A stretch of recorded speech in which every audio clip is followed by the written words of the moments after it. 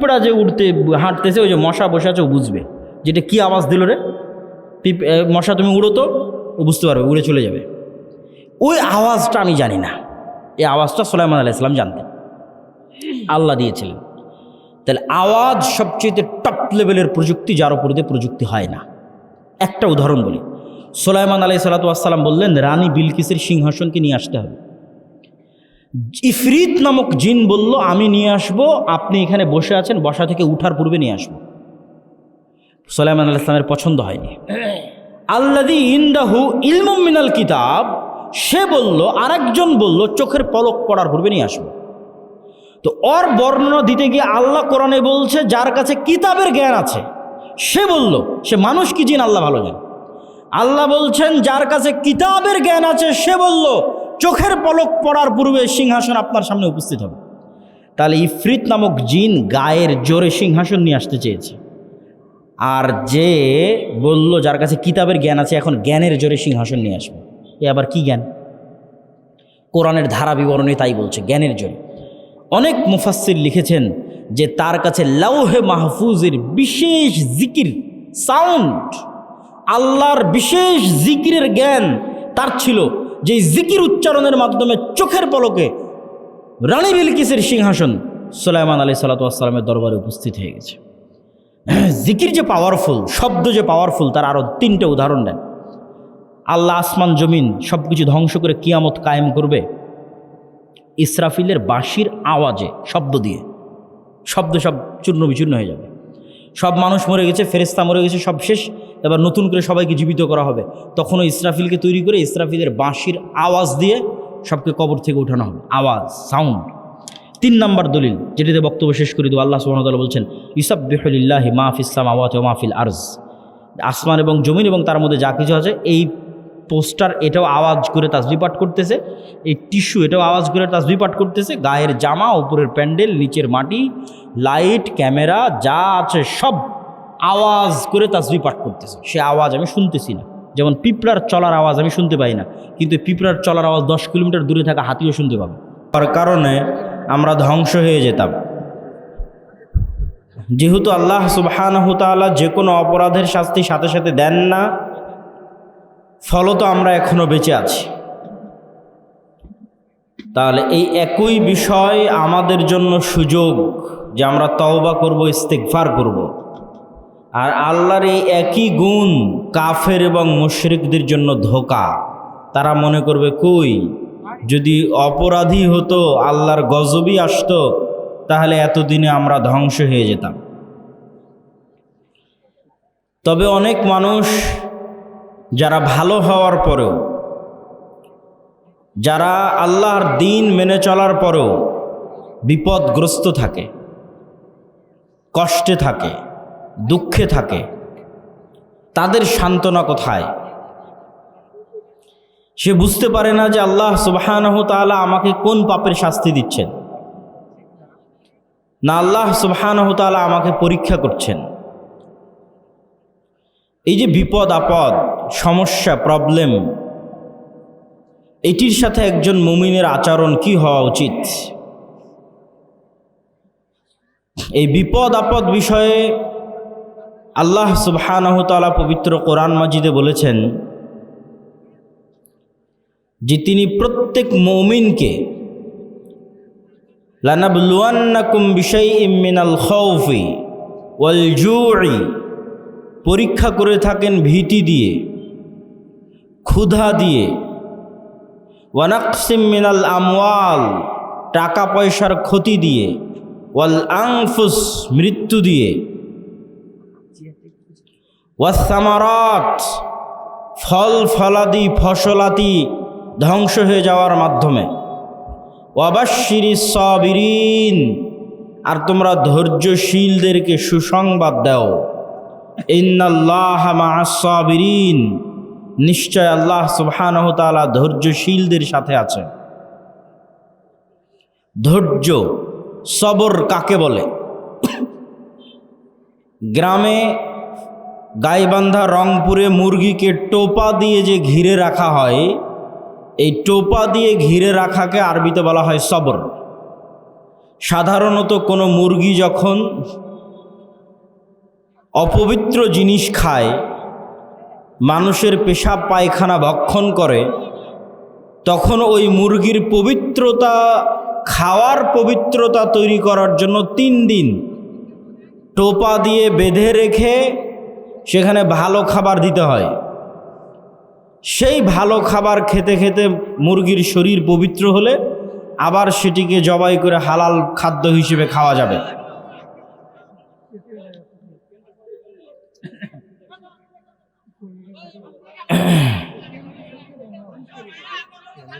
আপনারা দিনী ভাইয়েরা যারা আছেন তারা কিন্তু জায়গা পাবেন, জায়গা অনেক পড়ে আছে, আশেপাশে পিছনে অনেক জায়গা পড়ে আছে, একটু সরে সরে বসলে কিন্তু আপনারা দেখতে পান। যদিও আজকে ক্যামেরা প্রয়োজনের তুলনায় বেশি, এ কথাই ঠিক, তারপরেও একটু আমরা ধৈর্য ধরি।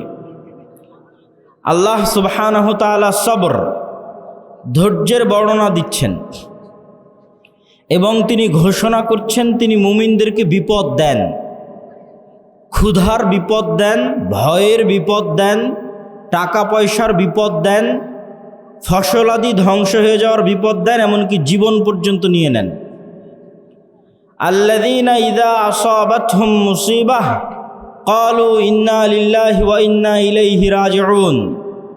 যখন কেউ বিপদগ্রস্ত হয় তখন বিপদগ্রস্ত ব্যক্তি যেন বলে ইন্না লিল্লাহ ওয়া ইন্না ইলাইহি রাজিউন। এই একটা বাক্যের অর্থ যদি আপনার ভিতরে ঢুকে যায় তাহলে বিপদ আপনার কাছে বিপদ মনে হবে না। এ বাক্যের অর্থ কি? ইন্না লিল্লাহ, আমি আল্লাহর। আমি আল্লাহর মানে আমার নিজের শরীরের কোনো কিছুর মালিকানা আমার নিজের নয়। আমার চোখ আমার কথায় চলে না, আমার কান আমার কথা শোনে না, আমার শরীর আমার কথা শোনে না। আমি শরীরকে বলবো যে আজকে আমি হাফ কেজি মিষ্টি খাবো, তবুও তুমি সুগার লেভেল বাড়াবা না, আমার এই আদেশ শরীর শুনবে না। শরীরকে আল্লাহ যেভাবে তৈরি করেছে তাতে যেভাবে মিষ্টি দিলে রক্তে যেভাবে সুগার বাড়ার কথা ওটাই হবে, আমার আদেশে কমবেও না বাড়বেও না। এভাবে পুরো শরীরের সকল কার্যক্রম একটাও আমার নির্দেশে চলে না, যেভাবে আল্লাহ সুবহানাহু ওয়া তাআলা তৈরি করেছেন সেভাবেই চলে। তাহলে আমার নিজের নাফস, নিজের রূহ, নিজের শরীরের মালিক আমি নই। এটার মালিক কে? আল্লাহ সুবহানাহু ওয়া তাআলা। যদি আমি আমার নিজেরই মালিক না হই তাহলে আমার টাকা পয়সার মালিক আমি কিভাবে হলাম? আমার ছেলে মেয়ে সন্তান সন্ততির মালিক আমি কিভাবে হলাম? আমার বাড়ি গাড়ির মালিক আমি কিভাবে হলাম? তাহলে আমার নিজের মালিক যখন আমি নই, তাহলে আমার পকেটে থাকা টাকা পয়সা, আমার নিজের জমি, আমার বাড়ি, আমার গাড়ি, আমার ছেলে মেয়ে, এগুলো একটারও মালিক আমি নই। আরও স্পষ্ট করে বললে, আল্লাহ চাইলে তো এখন আমাকেই তুলে নিয়ে যেতে পারেন, যেহেতু আমি নিজের মালিক নই, আমি আল্লাহর অধীনস্থ, আল্লাহ আমার মালিক, তো আল্লাহ চাইলে আমাকেই তুলে নিয়ে যেতে পারেন, এটাই আমি বাধা দিতে পারবো না। সেখানে আল্লাহ যদি আমার ছেলেকে উঠিয়ে নিয়ে যায় তো আমি কি বাধা দিব? সেখানে যদি আমার টাকা হারিয়ে যায় আমি কি বাধা দিব? সেখানে যদি আমার গাড়ি অ্যাক্সিডেন্ট করে আমি কি বাধা দিব? সম্ভব নয়। তো আল্লাহ সুবহানাহু ওয়া তাআলা মানুষকে এই বাক্যের মাধ্যমে ইন্না লিল্লাহি ওয়া ইন্না ইলাইহি রাজিউন এই বাক্যের মাধ্যমে বুঝাচ্ছেন যে বিপদে পড়লে এই বাক্য উচ্চারণ করতে হবে। তার প্রথম কথা হচ্ছে তুমি নিজেই নিজের মালিক নও, অতএব তোমার সব কিছুর মালিক আল্লাহ, তুমি সহ। 2 নাম্বার, ওয়া ইন্না ইলাইহি রাজিউন। তুমি মনে করছো যে আজকে আমার গাড়িটা নষ্ট হয়ে গেল, কি আফসোস। মনে করছো আমার টাকাটা হারিয়ে গেল, কি আফসোস। মনে করছো আমার মোবাইলটা হারিয়ে গেল, কি আফসোস। মনে করছো আমার ছেলে মারা গেল, কি আফসোস। তাহলে জেনে রাখো একদিন তুমিও মারা যাবা, জেনে রাখো একদিন তুমিও হারিয়ে যাবা, জেনে রাখো একদিন তুমিও ফেরত যাবা। ওয়া ইন্না ইলাইহি রাজিউন। তাহলে এখানে হতাশা, আফসোস এবং দুঃখের কিছু নাই, কেন তোমার সময়ই তো ক্ষণস্থায়ী। তুমিই চলে যেতে পারতে, তুমিই হারিয়ে যেতে পারতে, তুমিই নষ্ট হয়ে যেতে পারতে, এটা তোমার ভাগ্যে আছে। ওয়া ইন্না ইলাইহি রাজিউন, যেতে হবে তোমাকে। অতএব তোমার সাথে যেটি ঘটুক সেটি একটাও তোমার সাথে তোমার নিজস্ব কোনো জিনিসের সাথে ঘটেনি, বরং আল্লাহ সুবহানাহু তাআলার দেওয়া জিনিসের সাথে ঘটেছে। ওয়া মিম্মা রাযাকনাহুম ইউনফিকুন, আল্লাহ যখন মানুষকে টাকা পয়সার কথা বলেছেন তখনও বলেছেন যে এই টাকা পয়সা আমি দিয়েছি, এই রিজিক তোমরা উপার্জন করনি, আমি দিয়েছি। সবর, সবর ধৈর্য ধারণ করা কি জিনিস বলছিলাম, মুরগি যখন টোপা দিয়ে ঘিরে রাখা হয় এটাকে বলা হয় সবর, আটকে রাখা। আরবিতে আটকে রাখা মানে যখন আপনি গুনাহ থেকে নিজেকে আটকে রাখেন তখন সবর, যখন আপনি নেকির উপর নিজেকে ধরে রাখেন তখন সবর। যেমন আজকে এখানে বক্তব্য শুনে মনে মনে বললেন আজ থেকে 5 ওয়াক্ত সালাত আদায় করব, একদিনও আদায় করতে পারলেন না, তাহলে আপনার সবর নাই। মনে করলেন আজ থেকে গান শুনবো না, 7 দিন শোনা বন্ধ রাখার পর আর ধরে রাখতে পারলেন না, তার মানে সবর নাই। নিজেকে কোনো কিছুর উপর ধরে রাখা, ঠিক মুরগিকে যেমন টোপা দিয়ে আটকে রাখা হয়েছে, বেঁধে রাখা হয়েছে, ধরে রাখা হয়েছে, এরকম যে আমি প্রতিদিন সূরা ইখলাস পড়বো, কোরআন পড়বো, এটার উপর নিজেকে ধরে রাখা, ধরে রাখতে পারতেছি, একদিনও মিস যাচ্ছে না, এটা সবর। আমি গান শুনতে চাই না, শুনবো না, এটার উপর নিজেকে কতদিন ধরে রাখতে পারতেছি, এটা সবর। এই জন্য মানুষের সকল নেক আমলের মূল রহস্য হচ্ছে সবর। এই জন্য আল্লাহ সুবহানাহু তাআলা পবিত্র কোরআন মাজিদে বারবার সবরের দার্স এবং সবরের উদাহরণ এবং বিপদ আপদের কথা উল্লেখ করেছেন। ওয়াতাওয়াসাউ বিল হাক্কি ওয়াতাওয়াসাউ বিস সবর, তোমরা পরস্পরকে সত্যের দিকে দাওয়াত দাও, পরস্পরকে ধৈর্যের দিকে দাওয়াত দাও। প্রশ্ন হচ্ছে, যখন আল্লাহওয়ালা মানুষ, দিনদার মানুষ, পরহেজগার মানুষ দেখে যে একটা ইহুদি, একটা খ্রিস্টান, একটা ফাসেক, একটা জালেম, তার কি সুখের জীবন, অন্যায়ভাবে টাকা পয়সা উপার্জন করে এসি, ফ্রিজ, বাসা, বাড়ি, বিল্ডিং, জমি জায়গা ক্রয় করে একাকার, আর আমি 5 ওয়াক্ত সালাত আদায় করে, তাহাজ্জুদের সালাত আদায় করে আমি বিপদে, হয় অসুখ বিসুখে বিপদে, না হয় জিনিসপাতি নিয়ে বিপদে, না হয় অন্য কোনো কিছু নিয়ে বিপদে। আর রহস্য কি? রাসূলুল্লাহ সাল্লাল্লাহু আলাইহি ওয়াসাল্লাম বলেন, আল্লাহ সুবহানাহু তাআলা যাকে সবচেয়ে বেশি ভালোবাসেন তাদেরকে সবচেয়ে বেশি পরীক্ষায় ফেলেন, আর আল্লাহ সুবহানাহু তাআলা সবচেয়ে বেশি ভালোবাসেন নবীদেরকে, এই জন্য নবীদের পরীক্ষা সবচেয়ে বেশি। 2 জন নবীর সাথে যদি আপনি আপনাকে মিলান, তাহলে আপনার কোনো বিপদ, পৃথিবীর কোনো বিপদ আর আপনার কাছে বিপদ মনে হবে না যদি শুধু 2 জন নবীর সাথে আপনি আপনাকে মিলান। তার একজন নবী ইউসুফ আলাইহিস সালাতু ওয়াস সালাম, আর একজন নবী মুহাম্মদ সাল্লাল্লাহু আলাইহি ওয়াসাল্লাম। ইউসুফ আলাইহিস সালাতু ওয়াস সালাম নিজে নবী, তার পিতা ইয়াকুব আলাইহিস সালাতু ওয়াস সালাম নবী, তার দাদা ইসহাক আলাইহিস সালাতু ওয়াস সালাম নবী, তার পরদাদা ইব্রাহিম আলাইহিস সালাতু ওয়াস সালাম নবী। তাহলে এতগুলো নবীর সন্তান হওয়ার পরেও, এত তাকওয়াবান পরহেজগার হওয়ার পরেও তিনি ভাইদের ষড়যন্ত্রে কুয়ায় নিক্ষিপ্ত হচ্ছেন অসহায় অবস্থায়। কি অপরাধ, কোন পাপের শাস্তি যে ইউসুফকে কুয়ায় নিক্ষিপ্ত হতে হবে? কুয়া থেকে উদ্ধার হয়ে বাজারে বিক্রি হয়ে যাচ্ছেন, কি অপরাধ, কোন পাপের শাস্তি যে ইউসুফকে আজ বাজারে বিক্রি হতে হবে? নবীর সন্তান হওয়ার পরেও শুধু কি বাজারে বিক্রি, মানুষের বাড়িতে কৃতদাস হিসেবে, কাজের লোক হিসেবে কাজ করে খাচ্ছেন। অথচ নবী, তার পিতা নবী জীবিত আছে, তার পিতা তার জন্য দোয়া করতেছে। কোন পাপের অপরাধ, কোন পাপের শাস্তিতে ইউসুফ আলাইহিস সালাতু ওয়াস সালাম মানুষের বাড়িতে কাজ করে খাচ্ছেন? ইউসুফ আলাইহিস সালাতু ওয়াস সালাম মানুষের বাড়িতে কাজ করছেন, ঠিক আছে, তারপরে মিথ্যা অপবাদ তার উপর আরোপিত হলো। মিথ্যা অপবাদ আরোপিত হওয়ার পর জেলখানায় গেলেন। জেলখানায় বিনা অপরাধে, বিনা বিচারে জেল খাটলেন 7 বছর। এরকম কোনো একটা মানুষের জীবনে এই ঘটনাগুলো একত্রিত হওয়া, যে আপনি নিজেকে নিজের সাথে তুলনা করে দেখেন যে আপনার ভাইয়েরা আপনার বিরুদ্ধে ষড়যন্ত্র করে ছোটোবেলাতে আপনাকে হত্যা করতে চেয়েছে, এরকম আপনার সাথে হয়েছে কিনা? 2 নম্বর, আপনি মানুষের বাড়িতে কৃতদাস হিসেবে কাজ করেছেন কিনা, আপনি মানুষের বাড়ির কাজের লোক কিনা?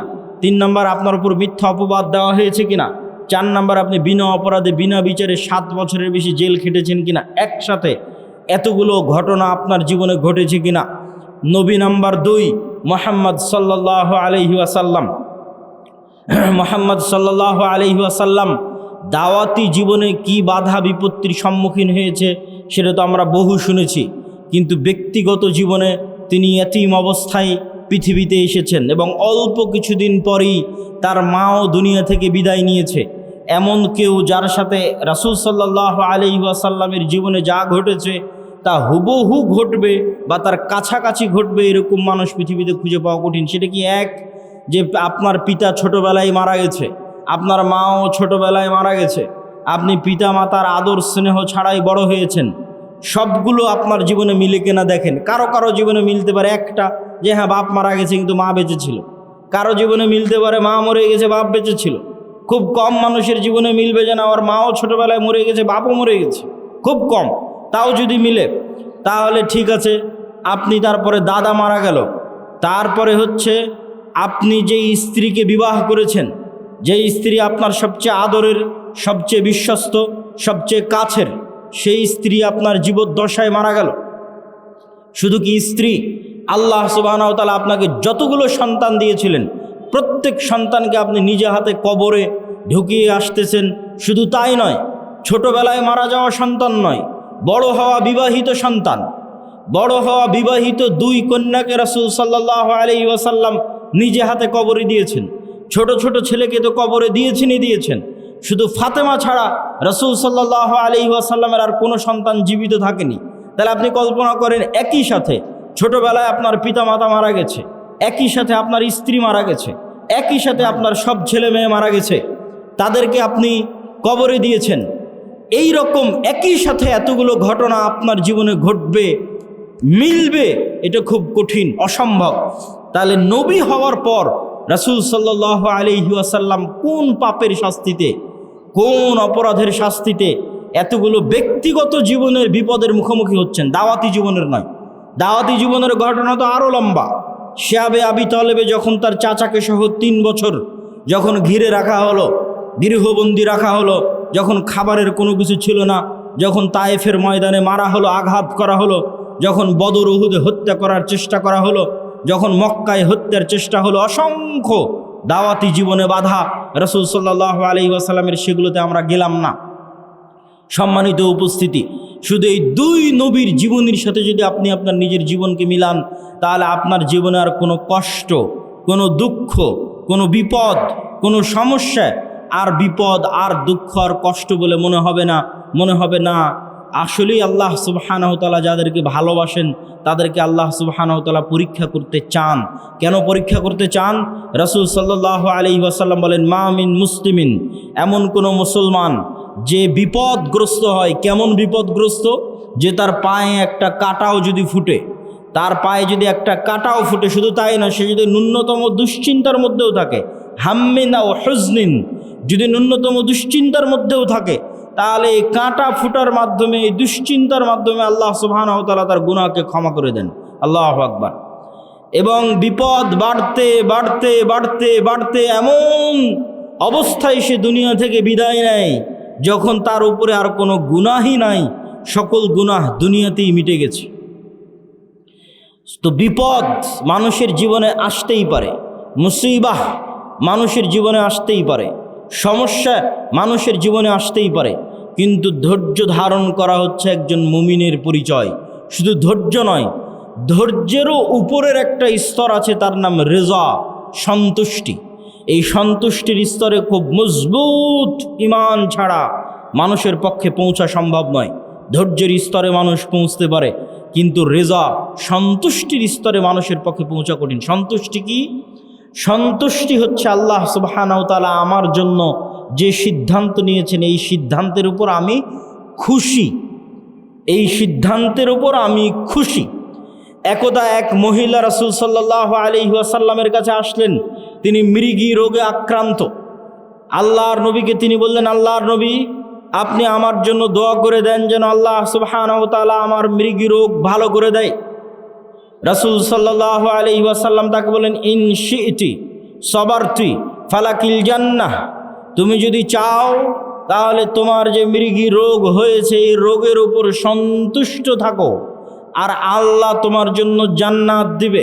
আর যদি চাও আমি তোমার মৃগী রোগ ভালো হওয়ার জন্য আল্লাহর কাছে দোয়া করে দিতে পারি।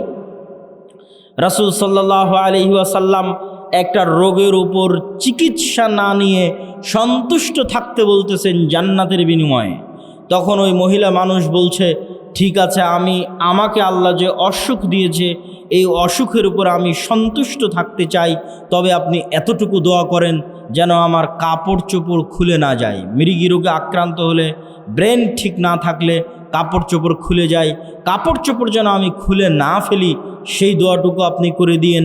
আর আল্লাহ আমাকে যে অসুস্থতা দিয়েছে এই অসুস্থতার উপর আমি রাজি, সন্তুষ্ট, খুশি। তো রেজার স্তর হচ্ছে সর্বোচ্চ স্তর, যেই সর্বোচ্চ স্তরে আল্লাহ মানুষের সাথে যে ফায়সালা করে, আল্লাহ আপনার সাথে যা ঘটতেছে এটা আল্লাহর ফায়সালায় ঘটতেছে, আল্লাহর ইচ্ছায় ঘটতেছে, আল্লাহর অনুমতিতে ঘটতেছে। তো আপনার জীবনে যা ঘটতেছে এই ফায়সালার উপর যখন আপনি সন্তুষ্ট থাকেন, তথা ওই অবস্থাতেও আপনি আলহামদুলিল্লাহ বলতে পারেন।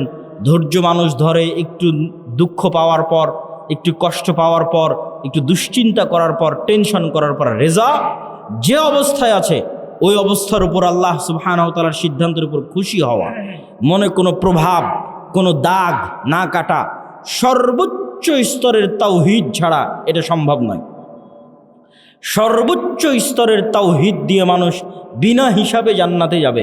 সেই বিনা হিসাবে যারা জান্নাতে যাবে ওই রকম লেভেলের মানুষের পক্ষে সম্ভব যে আল্লাহ সুবহানাহু ওয়া তাআলা তার সাথে যে সিদ্ধান্ত গ্রহণ করবেন সেই সিদ্ধান্তের উপর সে রাজি খুশি থাকবে।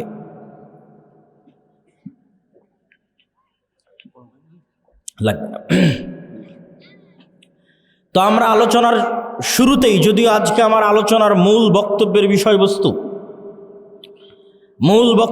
বিষয়বস্তু মুসলিম উম্মার অধঃপতন এবং সে অধঃপতন থেকে মুক্তির উপায়, তবে পরিবেশ পরিস্থিতির পরিপ্রেক্ষিতে আলোচনার শুরুটা করলাম বিপদ এবং ধৈর্য ধারণ দিয়ে। এবং বিপদের উদাহরণে ইউসুফ আলাইহিস সালাতু ওয়াস সালাম এবং মুহাম্মদ সাল্লাল্লাহু আলাইহি ওয়াসাল্লাম এবং আরেকজন নবী আইয়ুব আলাইহিস সালাতু ওয়াস সালাম, তাদের উদাহরণ পৃথিবীতে চিরস্মরণীয়। শুধু তাই নয়, আরেকটি হাদিস রাসূল সাল্লাল্লাহু আলাইহি ওয়াসাল্লামের শুনে আমরা শেষ করব। রাসূল সাল্লাল্লাহু আলাইহি ওয়াসাল্লাম বলছেন, আল্লাহ সুবহানাহু ওয়া তাআলা যাকে ভালোবাসেন তাকে দুনিয়া দেন, বিষয়টা এমন নয়।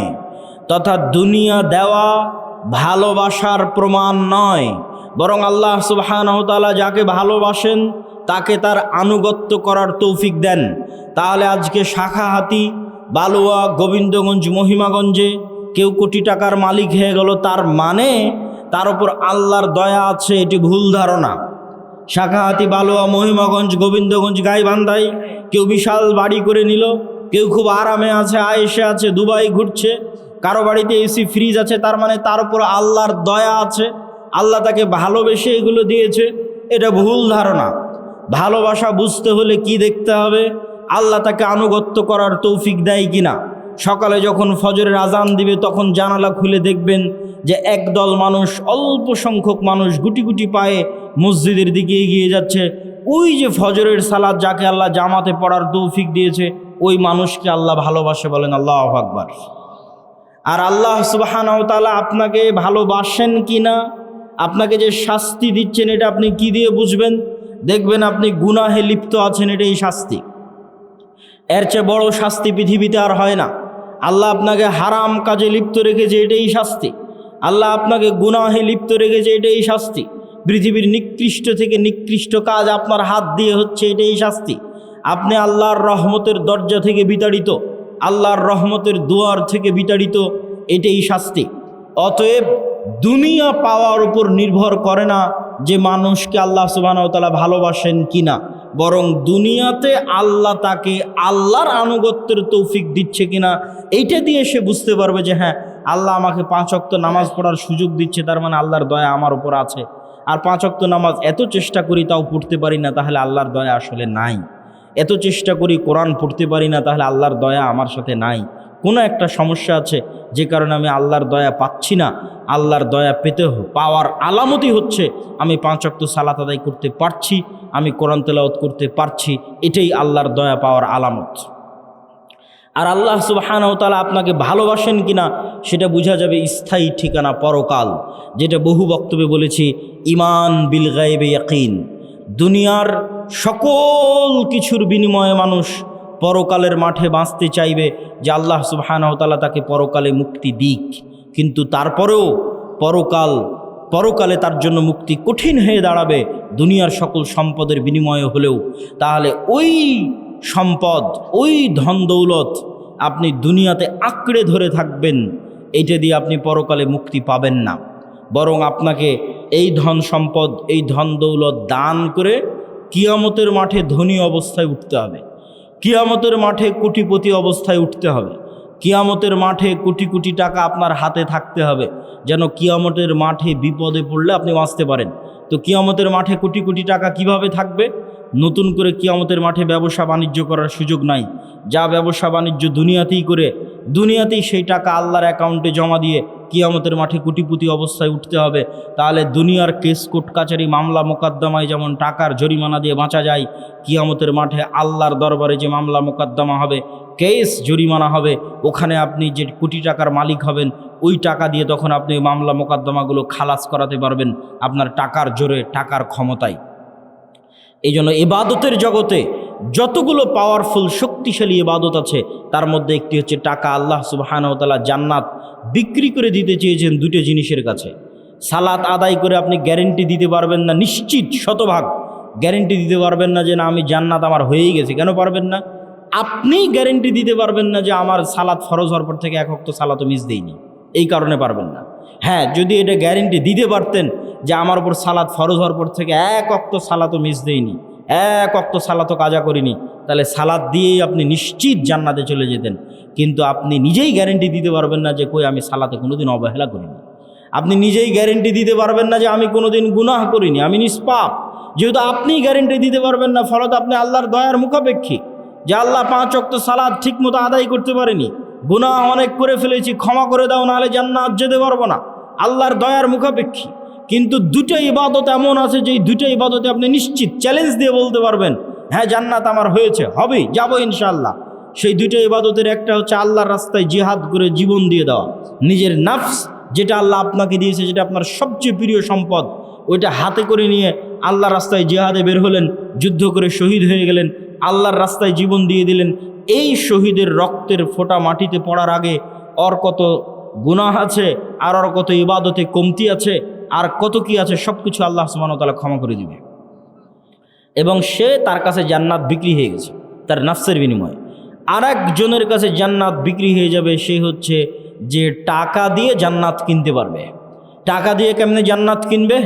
দুনিয়াতেই অসংখ্য ইবাদতের কমতির আপনি পূরণ দিতে পারবেন টাকা দিয়ে। দুনিয়াতে আপনি অসংখ্য গুনাহের কাফারা দিতে পারবেন টাকা দিয়ে। হজ করতে গেছেন, জামারায় পাথর নিক্ষেপ মিস হয়ে গেছে, কোনো একটা ইবাদতে কমতি চলে এসেছে হজের মধ্যে, আপনাকে মুআল্লিম বলবে টাকা দেন, টাকা দিয়ে খাসি দুম্বা কিনি, আপনার নামে দম দিলে ইবাদতের এই কমতিটা পূরণ হয়ে যাবে। দুনিয়াতেই টাকা দিয়ে ইবাদতের কমতি পূরণ হচ্ছে। রমজান মাস আসতেছে, দিনের বেলা স্ত্রীর সাথে সাংসারিক জীবনে গেছেন, কবিরা গুনাহ করে ফেলেছেন, আল্লাহ বলছেন গোলাম আজাদ করো, গোলাম আজাদ করতে টাকা লাগবে, গোলাম আজাদ করার টাকা নাই, 60 জন মিসকিনকে খাওয়াও, 60 জন মিসকিনকে খাওয়াতে টাকা লাগবে। তাহলে দুনিয়াতেই টাকা দিয়ে আপনার গুনাহের কাফারা হয়ে যাচ্ছে, ইবাদতের কমতির ব্যাকআপ হয়ে যাচ্ছে। তাহলে আপনি যত ইবাদতের কমতি আপনার আছে, যত গুনাহ আপনার আছে, আর যত পাওনাদার মানুষ আছে, সবগুলো ব্যাকআপ দেওয়া যাবে কিয়ামতের মাঠে যদি আপনি কোটিপতি হন। টাকা দিয়ে ব্যাকআপ দেওয়া যাবে, কিন্তু সেই টাকা দুনিয়াতেই অর্জন করে এখানে বসে থেকেই পরকালের অ্যাকাউন্টে, আল্লাহ সুবহানাহু ওয়া তাআলার অ্যাকাউন্টে জমা করে যেতে হবে। মুসলমানদের সবচেয়ে বড় হতাশার জায়গা হচ্ছে মুসলমানেরা অর্থনীতি, টাকা পয়সাকে গুরুত্ব কম দেয়। হ্যাঁ, আগের আলোচনা, বিপদ আপদের আলোচনা এটিই আমরা স্পষ্ট করেছি যে কেউ টাকার মালিক হবে মানেই সে দয়াপ্রাপ্ত, বিষয়টি এমন নয়। কে দয়াপ্রাপ্ত? যাকে আল্লাহ তার ইবাদতের সুযোগ দেয়। তাহলে দুটোই যদি মিলে যায়, তাহলে ওর চেয়ে বড় দয়াপ্রাপ্ত আর কে? এটাই রাসূল সাল্লাল্লাহু আলাইহি ওয়াসাল্লাম বলেছেন যে 2 শ্রেণীর মানুষের সাথে তোমরা ঈর্ষা করতে পারবা, যেই 2 শ্রেণীর এক শ্রেণী হচ্ছে এত ব্যতিক্রম যে সাধারণত এই দুটো একসাথে মিলে না, একত্রিত হয় না। সেটা কি? যাকে আল্লাহ টাকারও মালিক করেছে, কোটি কোটি টাকার মালিক করেছে। খুব ব্যতিক্রম যে কোটি কোটি টাকার মালিক দুবাই গিয়ে মদের বারে, জুয়ার বারে আড্ডা না দিয়ে, নারী মদ জুয়া নিয়ে ফুর্তি না করে ওর কোটি কোটি টাকা আল্লাহর রাস্তায় দান করবে। এই দুইটা মিলে যাওয়া, হবে কোটি কোটি টাকার মালিক, আবার সেই কোটি কোটি টাকা ব্যয় করবে আল্লাহর রাস্তায়, এই তৌফিক পাওয়া, এটা পৃথিবীর সবচেয়ে ব্যতিক্রম মানুষ, যাদেরকে আল্লাহ স্পেশাল ভালোবাসে, দাউদ আর সুলাইমানের মতো, যে কোটি কোটি টাকার মালিক, কিন্তু সেই কোটি কোটি টাকা আল্লাহর নাফরমানিতে ব্যয় হয় না, আল্লাহর আনুগত্যে ব্যয় হয়। তাহলে নিশ্চিত জেনে রাখেন ওর উপর আল্লাহর দয়া আছে, ওর উপর আল্লাহর খাস রহমত আছে, বিশেষ রহমত আছে, যে কোটি টাকার মালিক আবার সেই টাকা আল্লাহর রাস্তায় ব্যয় করার তৌফিক পেয়েছে, দাউদ আর সুলাইমান আলাইহিমা সালাতু ওয়াস সালামের মতো। সম্মানিত উপস্থিতি, টাকা পয়সার গুরুত্ব যেমন দুনিয়াতে আছে, টাকা পয়সার গুরুত্ব তেমন পরকালে আছে। গোলামি থেকে মুক্তির জন্য অর্থনৈতিক মুক্তি ছাড়া অন্য রাস্তা পাওয়া খুব কঠিন, অর্থনৈতিক মুক্তি লাগবেই। এটা আমি আপনি যতটুকু ভালো বুঝি, আমার এবং আপনার চেয়ে মুহাম্মদ সাল্লাল্লাহু আলাইহি ওয়াসাল্লাম ভালো বুঝতেন। মুহাম্মদ সাল্লাল্লাহু আলাইহি ওয়াসাল্লাম যখন মক্কা থেকে হিজরত করে মদিনায় গেলেন, তখন দেখলেন মদিনার আনসারেরা কৃষক, আর মদিনার সকল ব্যবসা বাণিজ্যের মালিক হচ্ছে ইহুদিরা, আর মদিনা রাষ্ট্রের প্রধানমন্ত্রী করে দেওয়া হয়েছে রাসূল সাল্লাল্লাহু আলাইহি সাল্লামকে। তাহলে টাকা ছাড়া প্রধানমন্ত্রী হয়ে দেশ চালানো যাবে না, টাকার মালিক থাকবে ইহুদি, আর আমি প্রধানমন্ত্রী, তো নাম কাস্তে প্রধানমন্ত্রী, ঢাল নাই তলোয়ার নাই নিধিরাম সর্দার, টাকার মালিকও মুসলমানদের হতে হবে, তাহলে রাষ্ট্র চলবে। আল্লাহর নবী বললেন, মহাজির যারা আমার সাথে এসেছে সব ব্যবসায়ী, সবার রক্তে ব্যবসা আছে, আল্লাহর নবী নিজেও ব্যবসায়ী, কেননা মক্কার কুরাইশরা ব্যবসায়ী। আল্লাহর নবী আনসারদের বললেন, তোমাদের সম্পত্তির অর্ধেক অর্ধেক, 3 ভাগের 1 ভাগ, 3 ভাগের 2 ভাগ, যে যেভাবে পারো মহাজিরদের দিয়ে দাও, মহাজিরেরা ব্যবসা শুরু করবে। মহাজিরদের ব্যবসার জন্য যখন অর্থ দিতে বলা হলো, আনসারীরা রাজি হয়ে গেল। উসমান ইবনে আফফান, আব্দুর রহমান ইবনে আউফ, জুবাইর ইবনুল আওয়াম, এই 3 জন সাহাবী আল্লাহর নবীর জীবদ্দশাতেই কোটি কোটি টাকার মালিক হয়ে গেছে ব্যবসা করে।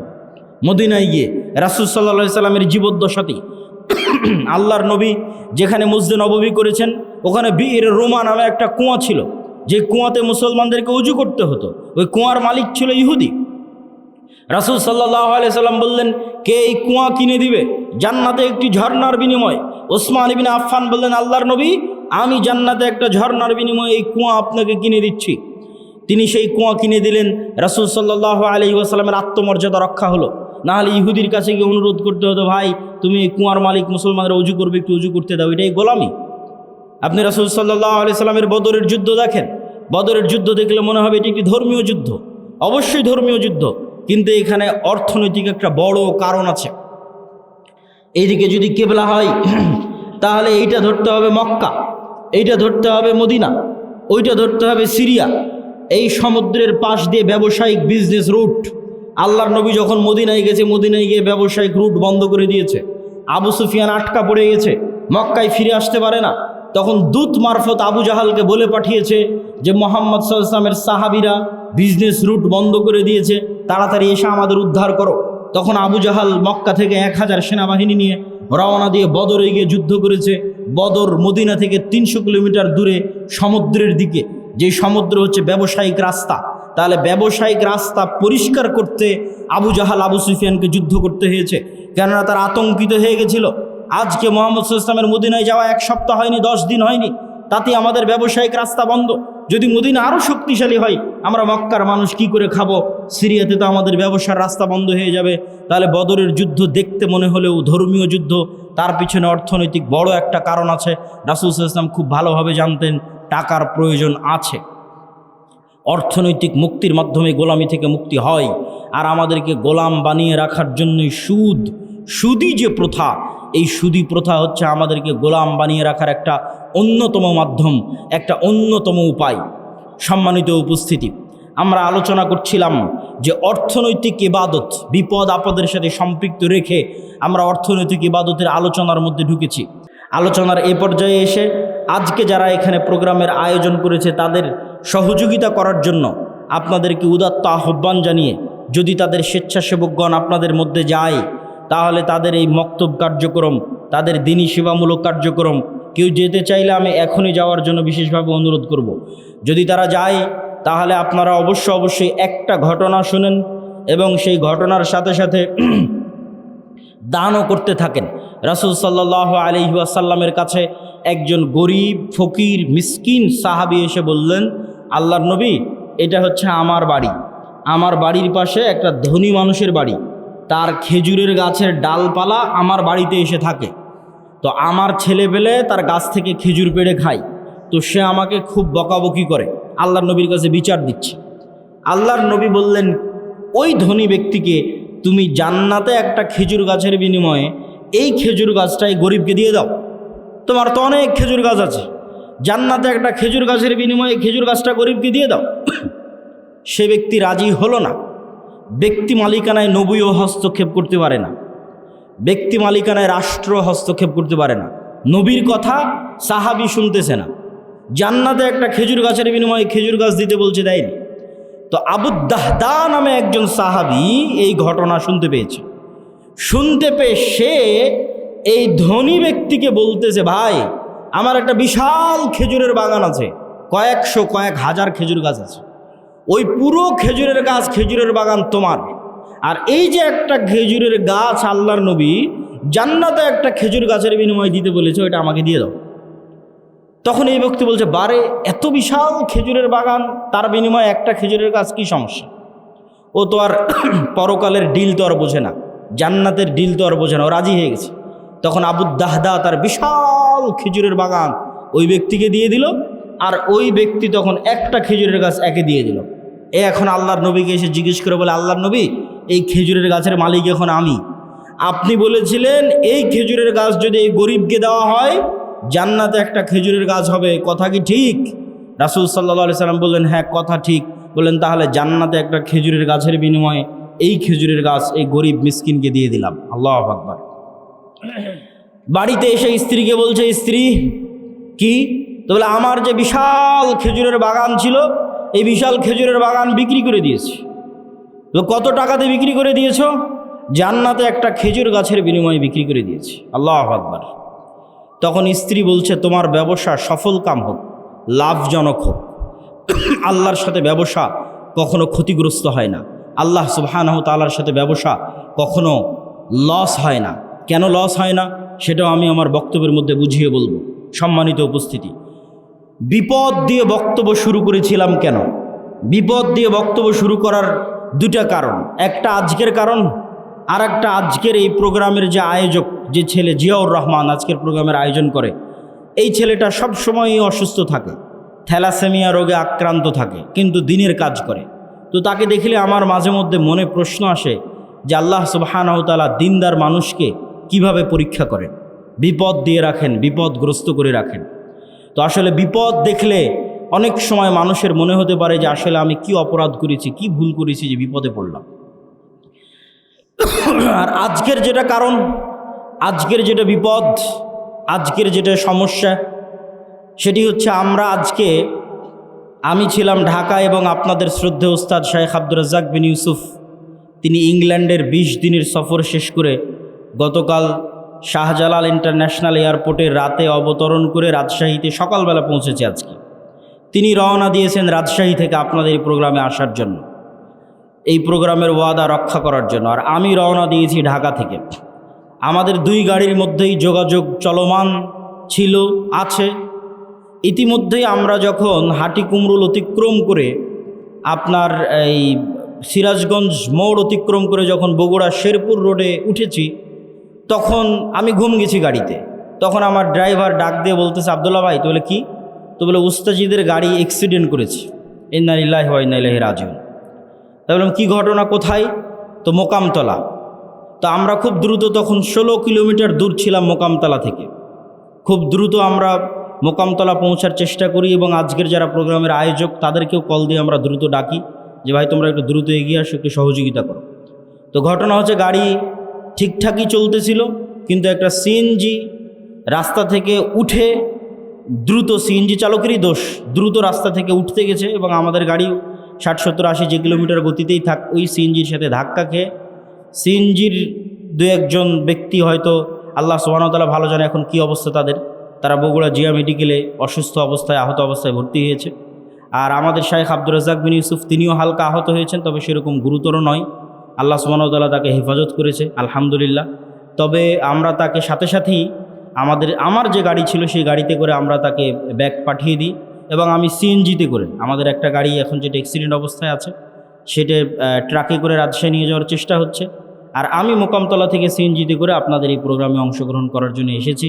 আল্লাহ সুবহানাহু ওয়া তাআলা তৌফিক দিয়েছে, কিন্তু বিপদ কেন আসে, আল্লাহ সুবহানাহু ওয়া তাআলার পক্ষ থেকে কী জন্য আসে, আল্লাহ সুবহানাহু ওয়া তাআলা ভালো জানে। কিন্তু বিপদ দিয়ে আলোচনা শুরু করার পিছনের কারণ হচ্ছে আজকের একটা কারণ, এবং আজকের প্রোগ্রামের যে আয়োজক তার জন্য আল্লাহ সুবহানাহু ওয়া তাআলার কাছে দোয়া করি যে আজকের প্রোগ্রামের যে আয়োজক, এই ছেলেটা অসুস্থ থাকে সবসময়, ঢাকা মেডিকেলে গিয়ে ভর্তি হয়, তার টাকা পয়সারও সমস্যা থাকে। আল্লাহ সুবহানাহু ওয়া তাআলা তাকেও সুস্থতা দান করুক। আমাদের উস্তাদ শাইখ আব্দুর রাজ্জাক বিন ইউসুফ, তাকেও সুস্থতা দান করুক, আল্লাহুম্মা আমিন। জিয়াউর রহমানের সাথে দেখা হতে আমি বললাম যে তোমার প্রোগ্রামের ভাগ্য তাকদীরে আল্লাহ সুবহানাহু ওয়া তাআলা কী লিখে রেখেছে যে এবারও এত চেষ্টা করার পরও তোমার প্রোগ্রামের সেই ভাগ্যের উন্নয়ন লক্ষ্য করা গেল না। আল্লাহ সুবহানাহু ওয়া তাআলা হয়তো চাইনি, এর মধ্যেই হয়তো আল্লাহ সুবহানাহু ওয়া তাআলা কোনো কল্যাণ লিখে রেখেছেন, আল্লাহ সুবহানাহু ওয়া তাআলা ভালো জানে। আজকে আমার বক্তব্যের বিষয়বস্তু অধপতন অবস্থা থেকে মুসলিম উম্মার মুক্তি কিভাবে সম্ভব, তার একটা পয়েন্ট ইতিমধ্যে আমরা আলোচনা করে ফেলেছি, অর্থনৈতিক মুক্তি। অতএব কোনো যুবক বলতে পারবে না যে আমি ঘরে বসে থাকব। মুসলমানদের ব্যবসায়ী হচ্ছে, মুসলমানদের রক্ত মাংসে তাদের বৈশিষ্ট্য হচ্ছে ব্যবসায়ী হওয়া। চাকরি করা মুসলমানদেরকে শিখিয়েছে ইউরোপিয়ানরা। মুসলমানদের বৈশিষ্ট্য ব্যবসায়ী করা, তার দলিল কোথায় থেকে নেবেন? যত সাহাবীর জীবনী আছে সব সাহাবীর জীবনী খুলে দেখেন, কোনো সাহাবী, অধিকাংশ সাহাবী নিজ বাড়িতে, নিজ এলাকায়, নিজ গ্রামে, নিজ শহরে মারা যায়নি। কেননা সবাই ব্যবসা আর দিনের দাওয়াত, এই দুইটাকে নিয়ে রওনা দিয়েছে। যতদূর পর্যন্ত ইসলামের খেলাফত গেছে ততদূর পর্যন্ত তাদের ব্যবসার দিনের দাওয়াত চলতে থেকেছে। যেখানে ইসলামিক খেলাফত যায়নি, মালয়েশিয়া, ইন্দোনেশিয়া, ব্রুনাই পর্যন্ত সাহাবীদের দাওয়াত গেছে ব্যবসা আর দিনের দাওয়াত। ভারতের কেরালা, বাংলাদেশের চিটাগাং, এগুলোতে পর্যন্ত দাওয়াত এসেছে ব্যবসা এবং দিনের দাওয়াতের মাধ্যমে। কিন্তু ইউরোপীয় উপনিবেশ মুসলমানদের শিখিয়েছে তোমাদের চাকরি করতে হবে। চাকরি শব্দের অর্থ হচ্ছে চাকর থেকে চাকুরি, গোলাম থেকে গোলামি, নৌকার থেকে নৌকরি, চাকর থেকে চাকুরি। চাকুরির মধ্যে একটু হলেও গোলামির আলামত এবং স্বভাব আছে। আল্লামা ইকবাল বলেছেন, জিন্দা কৌমকা এহি হে আলামত কে বদলতি রহতি হে সুবহ শাম উনকে। বলছে জীবিত কওমকে, কোন জাতিকে দেখলে বুঝবা যে এই গ্রামের মানুষ এখনও বেঁচে আছে, এই মুসলিম উম্মাহ এখনও বেঁচে আছে, বাংলাদেশের মানুষেরা এখনও বেঁচে আছে। যদি দেখো তাদের প্রতিদিনের সকাল সন্ধ্যা পরিবর্তন হচ্ছে, তাদের প্রতিদিনের সকাল সন্ধ্যা, তাহলে বুঝবা বেঁচে আছে।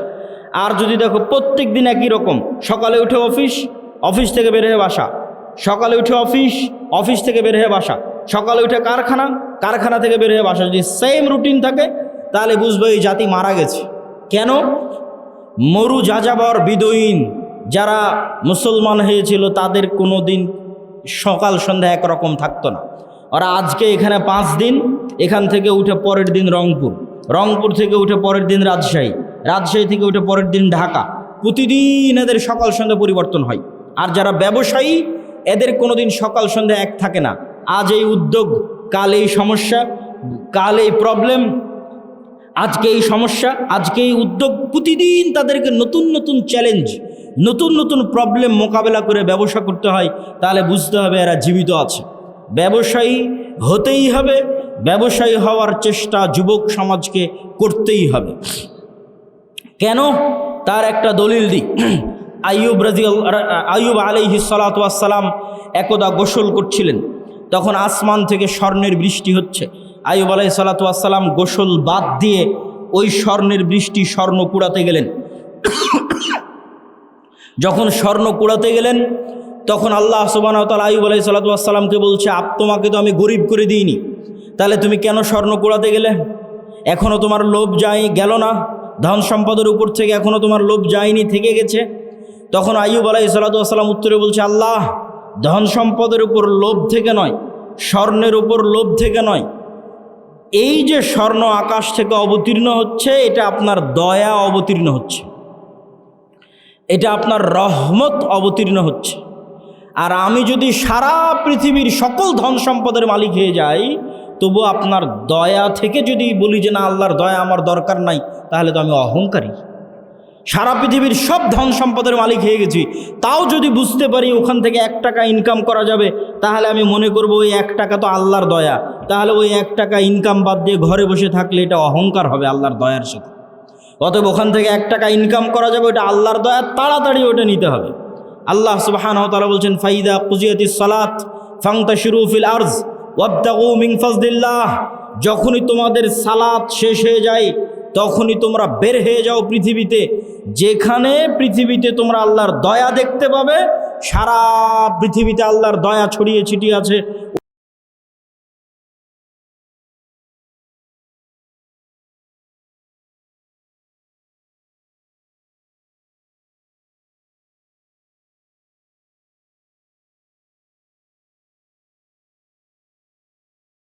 তারা যে পরিমাণ আল্লাহর পরীক্ষার মুখোমুখি হয়েছে, সেই পরিমাণ পরীক্ষা দুঃখ কষ্ট তোমরা কিছুই ভোগ করনি, আর বলছো জান্নাতে চলে যাব, সম্ভব নয়। সম্মানিত উপস্থিতি, ঈমান বিল গায়বে ইয়াকিন। গায়েব মানে না দেখা জিনিসকে দেখতে পাওয়া। চোখ বন্ধ করলে আপনি দেখতে পাচ্ছেন যে কবরে কি হয়, জান্নাতে কি হয়, এটা দেখাও সহজ। দু একটা সহজ বুদ্ধি বলে দিই, কেমনে দেখতে পাবেন। আল্লাহ প্রত্যেক স্তরে পরের স্তরের আলামত দিয়ে রেখেছে। আমরা এখন দুনিয়ার স্তরে আছি, এর পরের স্তর কবরের স্তর। তো প্রত্যেক দিন দুনিয়াতে আমরা কবর দেখতে পাই, আল্লাহ দেখার ব্যবস্থা করে দিয়েছে। সেটা হচ্ছে ঘুম। আপনি যখন ঘুমাতে যান তখন দোয়া পড়েন, আল্লাহুম্মা বিইসমিকা আমুতু ওয়া আহইয়া। আল্লাহ তোমার নামে ঘুমাতে যাচ্ছি। জি না, যদি হতো আল্লাহ তোমার নামে ঘুমাতে যাচ্ছে, তাহলে আরবি হতো আল্লাহুম্মা বিইসমিকা আনামু ওয়া আইকাজ। তাওহীদ ভাই আছে, বুঝতে পারতেছে? আরও যারা আরবি বুঝবে তারা বুঝতে পারবে। তাহলে তখন দোয়ার অর্থ কি হবে? যে আল্লাহ তোমার নামে ঘুমাতে যাচ্ছি, তোমার নামে ঘুম থেকে উঠবো। কিন্তু আল্লাহ দোয়া বানিয়েছে আল্লাহুম্মা বিইসমিকা আমুতু, আল্লাহ তোমার নামে মরতে যাচ্ছি, ওয়া আহইয়া, তোমার নামে মরা থেকে জীবিত হব। এবার সকালবেলা কি দোয়া শিখিয়েছে? আলহামদুলিল্লাহ ইল্লাযী আহইয়ানা বাদামা আমাতানা। কি আশ্চর্য! বলে আল্লাহ মরে গেছিলাম রাতের বেলা, মরা থেকে এখন জীবিত হলাম। বাদামা আমাতানা, মৃত্যুর পর। আল্লাহ রাতে মৃত্যু সংগঠিত হয়ে গেছিল, মৃত্যুর পর সকালবেলা তুমি জীবিত করে দিয়েছো। এটা হলো দোয়া। তাহলে প্রত্যেক দিন আমরা কবরে যাচ্ছি, প্রতি রাতে যখনই ঘুমাই তখনই কবরে যাই। ওটাই বারজাখির জীবন। বারজাখির জীবন ওই রকমই, কাছাকাছি। সেটা স্বাদ আল্লাহ সুবহানাহু ওয়া তাআলা দেন। যদিও রুহের পার্থক্য ভেদে বারজাখি জীবনে এক একজনের এক এক রকম হবে। যেমন যারা শহীদের রুহ, এরা পাখি হিসেবে জান্নাতে উড়বে, তাদের খাবারের ব্যবস্থা থাকবে। যারা শহীদের রুহের চাইতে উপরের লেভেলের রুহ, তারা আল্লাহর আরশে ঝুলন্ত থাকবে, বাতির মতো, আলোক বাতির মতো আল্লাহর আরশে ঝুলন্ত থাকবে।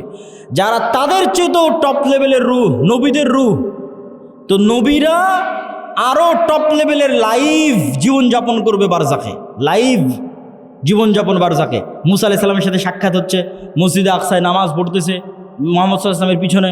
ইব্রাহিম আলাইহিস সালামের সাথে সাক্ষাৎ হচ্ছে। সবাই তো মরে গেছে, সবাই তো বারজাখি জীবনে আছে, কিন্তু নবীদের রুহ আরও আপার কোয়ালিটি। ওদের বারজাখি জীবনের ধরন আরও ভিন্ন, আরেকটু লাইভ। আর সাধারণ মুসলমানের রুহ ইল্লিয়িনে থাকবে যদি মুমিন হয়, আর কাফের, মুশরিক, ফাসিক, মুনাফিক হলে সিজ্জিনে থাকবে। এবার যখন চলে গেছে ইল্লিয়িনে, যখন চলে গেছে বারজাখি জীবনে, ওখান থেকে এবার জাহান্নাম দেখা যাবে প্রতিদিন, ওখান থেকে এবার জান্নাত দেখা যাবে প্রতিদিন। যেমন দুনিয়াতে প্রতিদিন কবর দেখা যাচ্ছে, প্রতিদিন ঘুমাচ্ছি, প্রতিদিন কবরে যাচ্ছি। এবার যখন কবরে চলে যাব, মানে চিরন্তন ঘুমে চলে যাব, তখন প্রতিদিন জান্নাত দেখব, জাহান্নাম দেখব। যে জাহান্নামের অধিকারী সে জাহান্নাম দেখবে, যে জান্নাতের অধিকারী ওই জান্নাত দেখবে। এবার কিয়ামত হওয়ার পর তখন সেখানে বাস্তবে প্রবেশ করবে। সম্মানিত উপস্থিতি, বারজাখি জীবন। ঠিক কিয়ামতকে ভিজুয়ালাইজ করতে পারতে হবে, জান্নাতকে ভিজুয়ালাইজ দেখতে চোখ বন্ধ করলে যেন জান্নাত দেখা যায়। আপনার কাছে চিরন্তন চিরস্থায়ী আনন্দ কোনটা? আজকে আপনার বাপ মা ভাই বোন সবার সাথে বিচ্ছেদ হয়ে গেল, আপনার বাবা মারা গেছে, দাদা মারা গেছে, তাদের সাথে আর জীবনে কোনো দিন দেখা হবে না, এটা অনেক কষ্টের। আর যদি মনে করেন না, আবারও এই গাইবান্ধা, এই শাখাহাতি, এই বালুয়ার গ্রামে যদি আমার বাবা মা ভাই বোন সবাইকে নিয়ে একসাথে থাকতে পারতাম, বিশাল বাড়ি হতো। আর যদি কোনোদিন মৃত্যু না হতো, সবাই যদি একসাথে মিলেমিশে আনন্দে কাটাতে পারতাম, তাহলে এই স্বপ্ন জান্নাতে পূরণ হবে। তাহলে জান্নাতে আসল জীবন, দুনিয়ার জীবন জীবন নয়। আমরা এই যে ঢাকা থেকে রওনা দিয়ে আপনার এই শাখাহাতিতে যতক্ষণ অপেক্ষা করতেছি, রুহের জগৎ থেকে সফর শুরু হয়ে জান্নাতে যাওয়া পর্যন্ত দুনিয়ার সময় অতটুকু। আমি যে আধা ঘন্টা আগে এসেছি, আর আধা ঘন্টা পর এখান থেকে বের হয়ে যাবো, 1 ঘন্টা সময় যতটুকু, রুহের জগৎ থেকে সফর শুরু হয়ে জান্নাতে যাওয়ার পর্যন্ত এই দুনিয়ার 60 বছরের জীবন ততটুকু, বাস্তবেও ততটুকু। কিয়ামতের মাঠে মানুষ উঠে বলবে, আরে দুনিয়াতে তো আমরা একদিন ছিলাম। বাস্তবেও আপনি এখন কল্পনা করে দেখেন যে আপনার গত 30 বছর চোখের পলকে পার হয়ে গেছে। মনে হবে আরে কয়দিন ছিলাম আমি দুনিয়াতে। ঠিক যখন মরার সময় কাছে চলে আসবে 60 বছর, তখনও মনে হবে আরে 2-1 দিনের মধ্যে সময় তো পার হয়ে গেল। এই একই অনুভূতি কিয়ামতের মাঠে যখন উঠবেন তখন দুনিয়াতে তো ছিলামই না, 1 দিন কি 2 দিন ছিলাম দুনিয়াতে। এটাই আল্লাহ বলে যে দুনিয়ার জীবন 1 ঘন্টার সমান, আধা ঘন্টার সমান। শুধু ধৈর্য ধরলেই হয়, একটু ধৈর্য ধারণ করলেই হয়। আল্লাহ সুবহানাহু ওয়া তাআলার কাছে পৌঁছার জন্য প্রস্তুত থাকার চেষ্টা করতে হবে। এটা ঈমান বিল গায়বি ইয়াকিন। এটা ছাড়া মুসলমানদের মুক্তি হবে না। আর 2টা কাজ করতে হবে মুসলমানদেরকে। টাকা ইনকাম করার কথা বলেছি, আরও 2টা কাজ আছে। এক, নেতা হওয়ার জন্য 2টা শর্ত পূরণ করতে হবে। সত্যবাদিতা, ন্যায়পরায়ণতার শর্ত, শিক্ষা এবং জ্ঞানের শর্ত।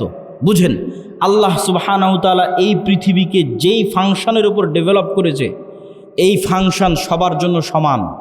এই যে মোবাইল, এই মোবাইলের যেখানে চাপ দিলে লাইট জ্বলবে, এখানে যদি আমি চাপ দিই তাও লাইট জ্বলবে। এখানে ডোম, চামার, ম্যাথর, মুচি, হিন্দু, বৌদ্ধ, খ্রিস্টান সে চাপ দেয় তাও লাইট জ্বলবে। কেননা ওটা ওইভাবেই ফাংশন করা আছে। তো আল্লাহ এই পৃথিবীকে কিছু সিস্টেমের উপর ডেভেলপ করেছে। এখানে কিছু বাটন আছে, যেই সমস্ত বাটনে চাপ দিলে পরের রেজাল্ট বের হয়ে আসে। তো আল্লাহ তার নিজের তৈরি করা নিয়ম ভাঙ্গে না, খুব কম ভাঙ্গে। আল্লাহ আগুনকে তৈরি করেছে পোড়ানোর জন্য। ওই যে আসহাবুল উখদুদ, ওরা কত তাকওয়াবান পরহেজগার, ওরা আগুনের মধ্যে ঢুকে গেছে, আগুন পুড়িয়ে দিয়েছে। আগুন বলেনি যে এরা আল্লাহওয়ালা মানুষ, এদের পোড়াবো না। আল্লাহ তরবারিকে তৈরি করেছে কাটার জন্য। আল্লাহর নবী চাচা হামজা পর্যন্ত কেটে গেছে তরবারিতে। তরবারি বলেনি আরে এটা তো হামজার শরীর কাটবো না। না, নিয়ম নিয়ম। আল্লাহ খুব কম সময় নিয়ম ভাঙে। শুধুমাত্র ইব্রাহিম আলাইহিস সালামের সময় নিয়ম ভেঙেছে। আগুনকে বলছে, আগুন কুলনা ইয়া নারু কুনি বারদাম ওয়া সালামান আলা ইব্রাহিম, তোমার কাজ পোড়ানো, তবে আজকে নয়। কিন্তু সাধারণত আল্লাহ নিয়ম ভাঙে না। তাহলে আল্লাহ পৃথিবীকে তৈরি করেছে একটা নিয়মের উপর। সেই নিয়মটা হচ্ছে যে জ্ঞান এবং শিক্ষার বাটনে চাপ দিবে, ও অটোমেটিক শক্তিশালী এবং নেতা হয়ে যাবে। এটার উপর পৃথিবী দাঁড়িয়ে আছে। পৃথিবীর ফাংশনের মধ্যে একটা ফাংশন, যে জ্ঞান এবং শিক্ষা অর্জন করবে ও অটোমেটিক শক্তিশালী হবে, নেতা হবে। এখন ইহুদি, খ্রিস্টান, ইউরোপ, আমেরিকা, ইসরায়েল, তাদের ছেলেমেয়েরা জ্ঞান এবং শিক্ষা অর্জন করবে। আর গাইবান্ধা, মহিমাগঞ্জ, গোবিন্দগঞ্জের যুবকেরা যদি free fire, PUBG, Facebook, IPL, BPL, জুয়া, অনলাইন বেটিং, নেশা, বিড়ি, সিগারেট, গাঁজা এগুলো নিয়ে ব্যস্ত থাকে, তাহলে আল্লাহ বলবেন না যে এই ইহুদি খ্রিস্টানেরা তোরা যতই জ্ঞান অর্জন কর, তোদেরকে নেতা বানাবো না। আমার গাইবান্ধা, গোবিন্দগঞ্জে একটা মদখোর, জুয়াখোর বান্দা আছে, ওকে নেতা বানাবো। কথা কি আমার বোঝা যায়? আল্লাহ সুবহানাহু ওয়া তাআলা তার নিয়ম ভাঙবেন না। অতএব তুমি যদি মনে করো আমাকে নেতা হতে হবে, তাহলে ওই বাটনে চাপ দিতেই হবে যেই বাটন নেতা হওয়ার জন্য আল্লাহই পৃথিবীতে দিয়ে রেখেছে, সেটা হচ্ছে জ্ঞান এবং শিক্ষা। জ্ঞান অর্জন করতে হবে, পড়তে হবে। আদম আলাইহিস সালাম সবচেয়ে জ্ঞানী, আল্লাহ সুবহানাহু ওয়া তাআলা সবচেয়ে জ্ঞানী।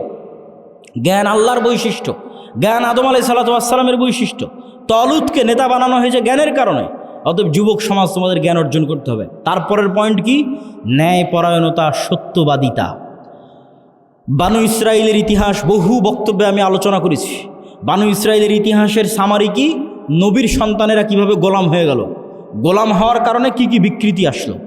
এই যে এক্ষুনি ইউসুফ আলাইহিস সালামের গল্প বললাম, ইব্রাহিম, ইসহাক, ইয়াকুব, ইউসুফ, তাদের ছেলেরাই বানু ইসরায়েল। এরা ফেরাউনের গোলাম হয়ে গেল, 300 বছর গোলাম থাকলো। গোলাম হওয়ার পর মুসা আলাইহিস সালাম এসে এদের বাঁচালো। বাঁচানোর পর গোলামির কারণে কি কি পরিবর্তন হলো নবীর ছেলেদের।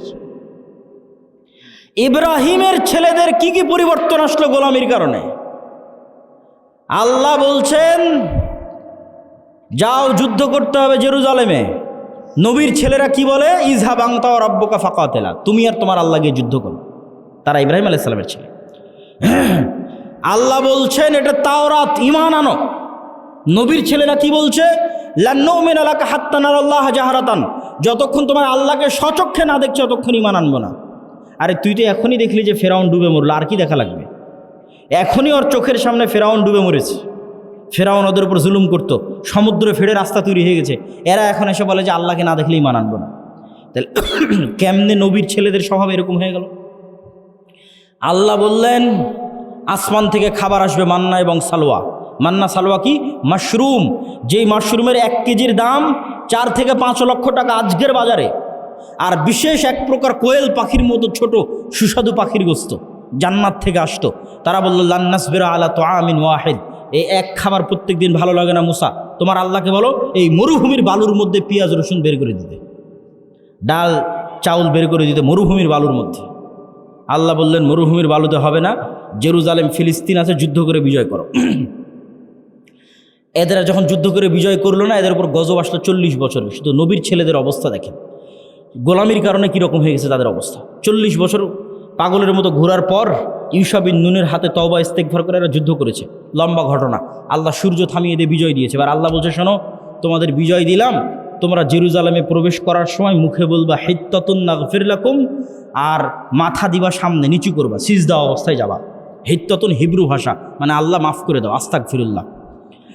এরা কি করলো? ঢোকার সময় পিছন আগে দিল, মুখে বলল হিনতাতুন, গমের দানা। কোরআনে এগুলো বর্ণনা করা আছে, কোরআন থেকে বলতেছে আমি। কি অবস্থা দেখেন নবীর ছেলেদের। এই ধোকাবাজি, এই 2 নম্বরই কোথায় শিখলো? ফেরাউনের গোলামি করতে গিয়ে ধোকাবাজি 2 নম্বরই শিখেছে। তাহলে ধোকাবাজি 2 নম্বরই, ছল চাতুরি, গোলামির স্বভাব। স্বাধীন আত্মমর্যাদা সম্পন্ন মানুষ 2 নম্বরই রাস্তা জানে না। স্বাধীন আত্মমর্যাদা সম্পন্ন মানুষ মিথ্যা জানে না। স্বাধীন আত্মমর্যাদা সম্পন্ন মানুষ দুর্নীতি জানে না। আব্দুল মুত্তালেব কাফের মুশরিক, আবু তালেব কাফের মুশরিক। ইতিহাস খুঁজে দেন যে আব্দুল মুত্তালেব দুর্নীতিগ্রস্ত।